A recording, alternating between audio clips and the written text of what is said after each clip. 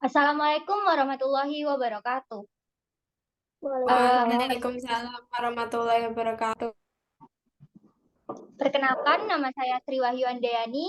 Dengan akhiran NIM 1031, saya akan bertugas sebagai moderator dalam presentasi malam ini. Baik teman-teman, langsung saja kita mulai. Silahkan kepada pemateri untuk memperkenalkan diri.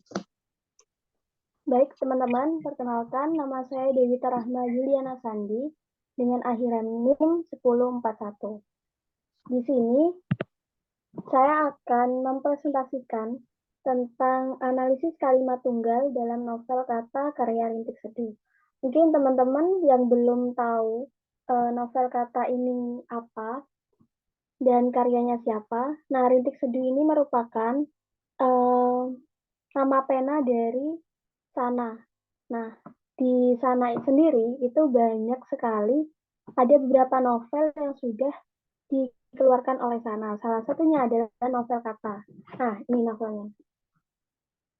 Oke, terus langsung masuk ke pendahuluan kenapa saya memilih kalimat tunggal dalam novel Kata. Sebelum masuk ke dalam materi, saya akan menjelaskan terlebih dahulu sintaksis itu apa. Jadi, sintaksis merupakan bagian dari linguistik yang membahas tentang tata bahasa. Tata bahasa di dalam bahasa Indonesia sendiri itu terbagi menjadi dua. Yang pertama ada morfologi dan yang kedua adalah sintaksis. Nah, sekarang kita akan membahas tentang sintaksis. Nah, menurut Ramlan, saya menggunakan teori dari Ramlan. Sintaksis merupakan bagian dari tata bahasa yang membicarakan struktur frase dan kalimat. Dan secara garis besar, teori ahli merupakan ilmu yang mempelajari tentang struktur yang terdapat dalam kalimat. Jadi, secara umum yang bisa saya simpulkan, sintaksis merupakan ilmu yang mempelajari tentang struktur-struktur yang membangun satu kalimat, kayak gitu. Terus, scroll ke bawah. Kenapa saya memilih menganalisis karya sastra novel? Karena di novel ini kan kaya sekali dengan kata, kaya sekali dengan beberapa kalimat yang ada di dalamnya, gitu kan. Di novel itu nggak dibatasi berapa katanya, berapa kalimatnya. Beda kalau di cerpen. Di cerpen kan dibatasi ya, harus berapa sesuai dengan nama cerpennya sendiri, yaitu cerita pendek. Tapi kalau di novel, uh, tidak ada batasan berapapun kata atau kalimat yang akan yang akan dihasilkan oleh pengarang. Gitu. Terus novel Kata sendiri sudah banyak laku terjual dan ini saya beli cetakan ke-6 pada tahun 2020. Menunjukkan bahwa novel Kata ini sangat diminati oleh teman-teman semua, terutama teman-teman remaja kayak gitu. Kenapa kok diminati? Karena di novel Kata sendiri, kalimat yang ada di dalam novel itu sangat sederhana, tetapi kayak mewakili banget gitu loh. Mewakili banget perasaan-perasaan anak muda zaman sekarang kayak gitu. Oke, scroll ke bawah.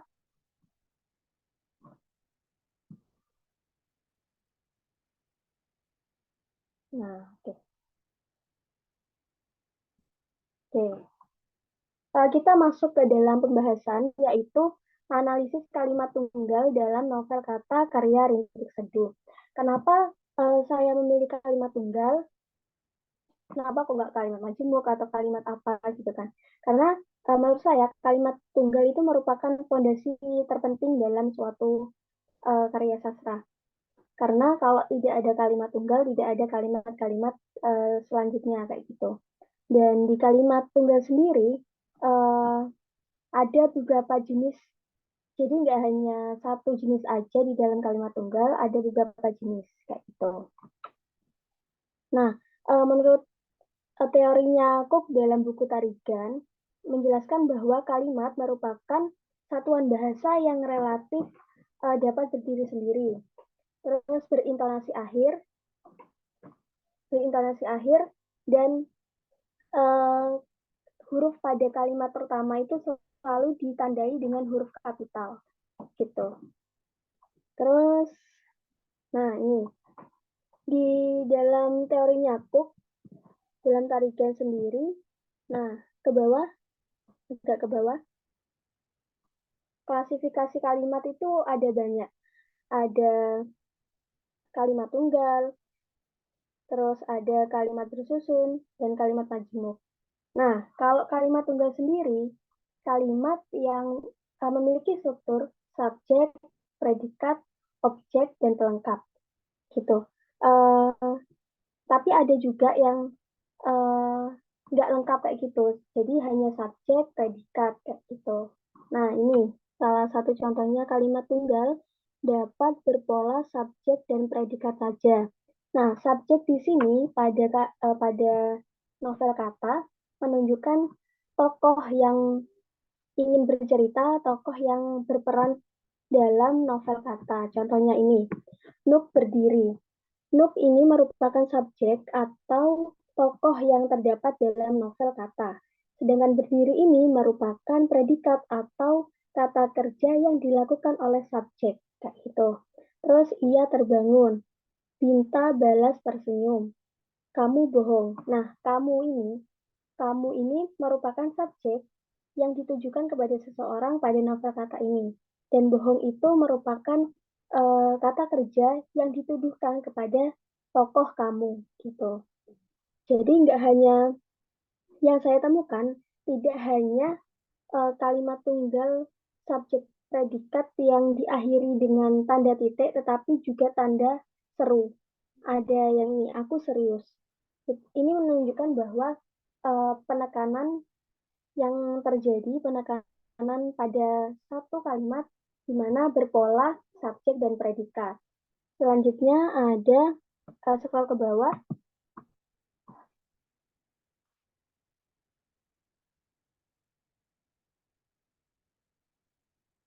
Nah, ini. Kalimat tunggal juga dapat berstruktur subjek, predikat, dan objek. Yang pertama kan ada subjek dan predikat saja. Subjek itu tokoh, predikatnya itu kata kerja. Nah, tapi ada juga kalimat yang berpola sebagai subjek, predikat, dan objek. Objek ini merupakan benda atau sesuatu hal yang dituju dari subjek. Dan apabila dibalik menjadi kalimat pasif, objek ini bisa diubah menjadi subjek. Contohnya, Binta melirik jam dinding. Nah, Binta ini merupakan subjek atau tokoh yang bermain pada novel. Melirik merupakan predikat yang menunjukkan bahwa kata kerja yang dilakukan oleh Binta. Sedangkan jam dinding merupakan objek yang dilirik Binta. Jadi apabila dirubah menjadi kalimat pasif, jadinya jam dinding dilirik oleh Binta. Jam dinding dilirik Binta, kayak gitu. Objek merupakan bisa berbeda dengan pelengkap atau keterangan, karena kalau objek itu bisa diubah ke subjek apabila diganti menjadi kalimat yang pasif. Gitu. Ini ada culik aku biru, Binta membelai rambut Nuk. Binta menatap kedua mata Nuk. Nah, di sini saya menemukan bahwa nggak hanya nggak hanya berawalan me saja, tetapi ada yang menggunakan kata-kata dasarnya. Seperti contoh culik aku biru. Tuh. Terus selanjutnya ada yang melirik, yaitu kata yang berawalan me kayak gitu. Terus selanjutnya scroll ke bawah.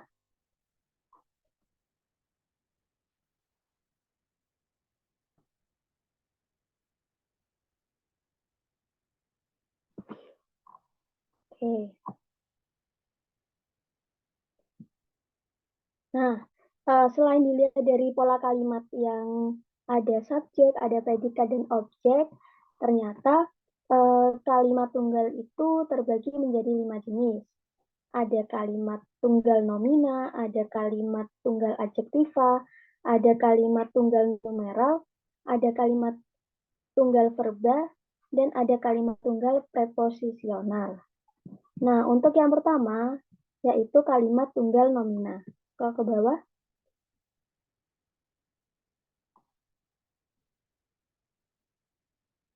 Nah, ini ya. Contohnya, untuk kalimat tunggal nomina ini mengacu pada kalimat di mana yang diacu itu adalah manusia atau suatu benda. Nah, bisa dilihat bahwa pada contoh yang pertama, acara ketika itu adalah acara musik jazz. Kesukaan beliau saat masih kuliah dulu. Nah, kata adalah merupakan kalimat tunggal nomina karena mengacu pada sesuatu yang disukai oleh beliau ini mamanya Binta ketika mamanya Binta ini masih kuliah kayak gitu. Jadi kata adalah merupakan kalimat tunggal yang mengacu pada sesuatu hal atau benda.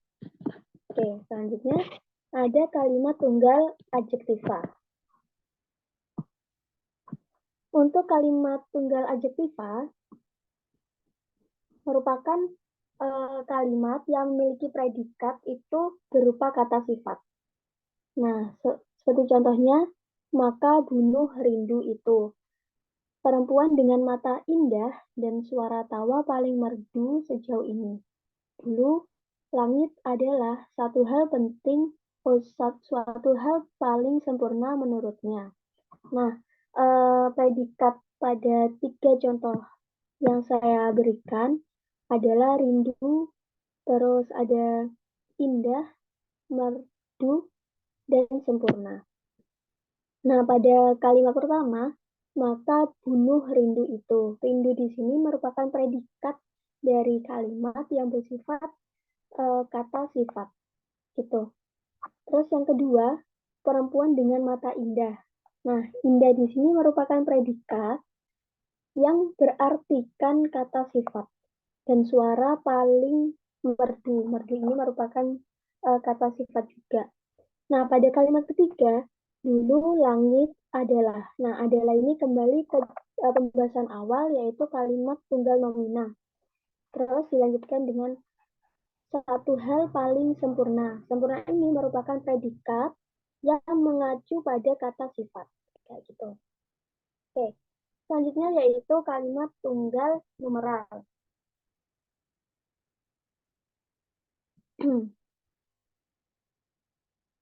Nah, seperti yang sudah dijelaskan ya, numeral itu merupakan kata bilangan gitu. Jadi, kalimat tunggal numeral itu merupakan jenis kalimat yang memiliki satu predikat yang bersifat nomina. Contohnya, bisa ke bawah dulu. Nah, ini. Tidak pernah ada setetes air mata yang muncul ketika sedang berdua dengan beliau. Dari kata setetes. Kata setetes merupakan predikat yang bersifat nomina. Kenapa? Karena setetes menunjukkan satu tetes air mata yang muncul. Tidak pernah ada satu tetes air mata yang muncul.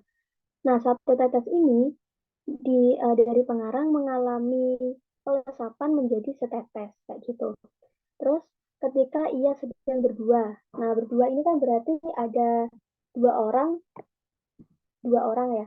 Jadi menunjukkan nomina dua. Terus untuk contoh yang kedua adalah Binta hanya duduk menyaksikan burung-burung itu terbang. Nah, kata burung-burung itu kan berarti menunjukkan burung itu nggak hanya satu, tetapi lebih dari satu. Maka dimasukkan ke kalimat tunggal numeral. Untuk contoh yang ketiga, Binta memberi secarik kertas itu kepada Nuk. Nah, kata secarik ini menunjukkan bahwa satu kertas saja, satu sobekan saja yang Binta kasihkan kepada Nuk. Tetapi pengarang mengubah kata satu kertas itu menjadi secarik kertas. Terus yang keempat, kemarin aku dapat kiriman pulsa 200.000. Nah, 200.000 ini menunjukkan nomina dari kiriman pulsa yang didapatkan oleh Binta. Kemarin kata aku ini menunjukkan kepada tokoh utama yaitu Binta. Oke, selanjutnya.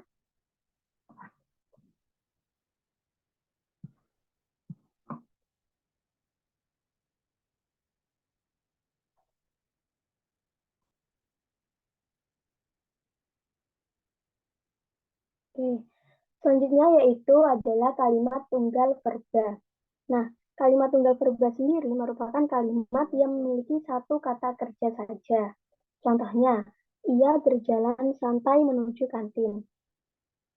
Ia mengeluarkan koran, ia teriak, Binta balas tersenyum. Nah, dari beberapa contoh yang saya berikan, tidak hanya kata dasar saja yang menjadi predikat dari kalimat tunggal verba. Ada beberapa kata dasar yang sudah berawalan ber, me, dan ter. Jadi nggak hanya satu saja dari kata dasar itu sendiri, tetapi ada juga kata dasar yang sudah berawalan. Ada berjalan, ada teriak, dan ada mengeluarkan. Maaf kepada pemateri, waktu tersisa 3 menit. Oke, terima kasih moderator. Oke, untuk yang terakhir, ini ada kalimat tunggal preposisional. Nah, udah ya. Oke.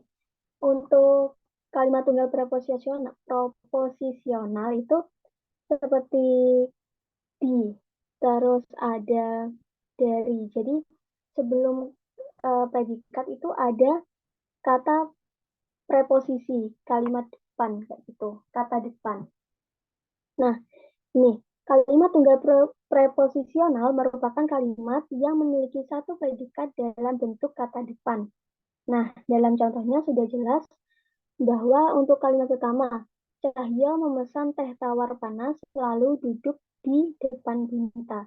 Nah, kata di ini merupakan predikat yang bersifat preposisional. Kenapa? Karena di merupakan kata depan.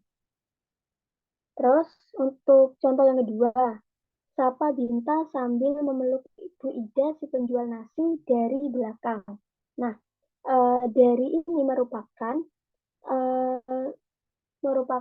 kata yang digunakan sebagai predikat dalam kalimat tunggal novel kata. Selanjutnya yang terakhir, Binta masuk ke kelas. Nah, kata ke sendiri merupakan kata depan yang digunakan pengarang untuk menggantikan predikat secara umum kayak gitu. Nah, dari kesimpulan yang saya dapatkan, kalimat tunggal ini nggak hanya satu kalimat tunggal aja, tetapi ada beberapa jenis atau beberapa macam yang terdapat pada kalimat tunggal. Ada kalimat nomina, ada kalimat adjektiva, ada kalimat nomina, verba, dan preposisional. Untuk kalimat yang bersifat untuk kalimat verba, saya menemukan tidak hanya kata dasarnya saja, tetapi ada kata dasar yang sudah berawalan me, ter, dan ber, kayak gitu. Terus yang terakhir ada kata preposisional. Nah, di kata preposisional ini saya menemukan kata preposisi ini ada di, dari, dan ke. Itu. Oke, itu saja yang bisa saya dapat presentasikan pada analisis kalimat tunggal pada karya sastra novel berjudul Kata karya Rintik Seduh. Mungkin saya kembalikan lagi ke moderator. Oke, terima kasih kepada Saudari Dewita Sandi. Selanjutnya adalah sesi tanya jawab. Mungkin ada yang ingin ditanyakan? Tidak. Oke, karena tidak ada yang ingin bertanya, maka presentasi hari ini saya tutup. Kurang lebihnya mohon maaf. Wassalamualaikum warahmatullahi wabarakatuh.